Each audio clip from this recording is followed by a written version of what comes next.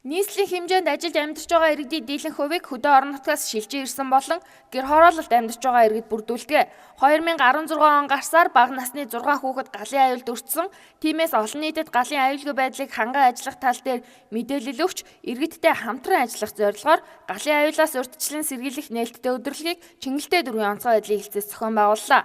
Өдрөлгийн хүрээнд амжиргааны төвшин доогуур нэгэн өргөд галын аюулгүй байдлаас хамгаалах зүйлсийг хангаж өгсөн юм а. Энэ нь бол тодорхой нэг айл дээр бид нэр сонгож авсан байгаа.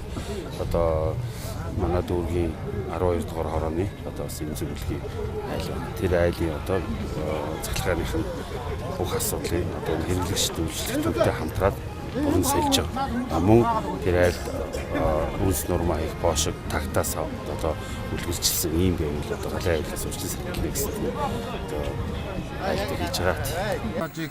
Галын аюулгүй байдлыг хангуулах хүртнээс одоо цахим матаж манайх сольж өгч байна. Тэгээ Чингэлтэй дүүргийн хэрэглэгч үүсэх төв болон дүүргийн онцгой байдлаас ингээд хамтарсан.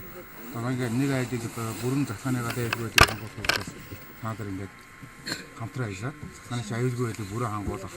Тэгээ дээр нь үнсний сав бүрэн хийж тавилаа.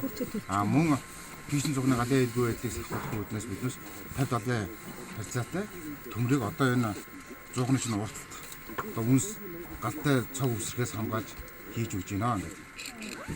Нэг одоо сайхан ингээд Энийг та ингээ одоо хөдөлгөөнгүй сайхан эхлээд өгөөрэй заа ёо. Энэ маань одоо танаа энэ фишингээс одоо галтай Аваад буцаагаад үнс цог унах юм уу?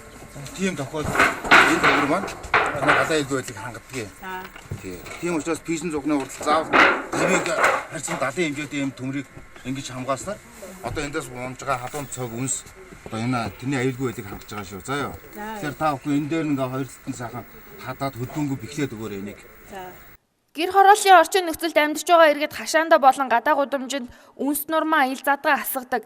Тэгээс 6 насны 2 болон түүнээс дээш хүүхдээ гэртэн цоочлон явдаг.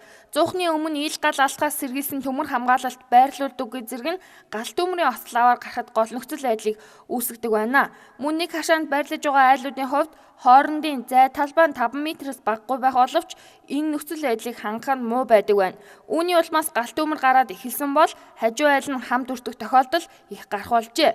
Тиймээс иргэд хашаандаа айлгүй гэлтгүй байрлах зай талбайн хэмжээг хангах, хашаатайгаа ойр нь үнс нурам асгахгүй байх болон цахилгааны уцаа найдвартай байдлаар хийж өөрийнхөө болон бусдын амь насанд эд хөрөнгөнд санамсаргүй байдлаар хохироохгүй байхыг мэргэжлийн байгууллагын хүмүүс хэлж байгаа юм а.